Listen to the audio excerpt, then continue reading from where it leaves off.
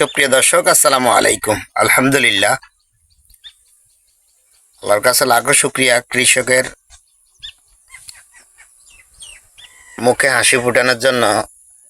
তবে সবার মুখও হাসি না ফুটলেও কিছু কিছু মানুষের মুখে হাসি ফুটছে।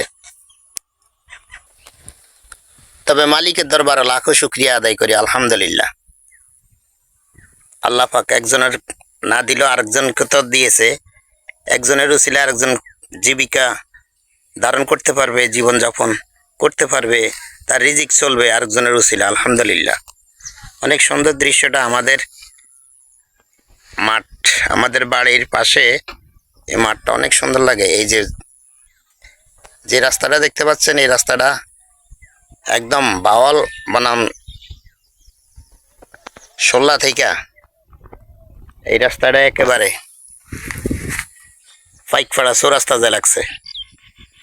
তো এখানে আমি কমে আসা যাওয়া করি, অনেক মানুষ এখানে আসা যাওয়া করে, অনেকে আসা যাওয়া করে, আমরা একটু কমে আসি।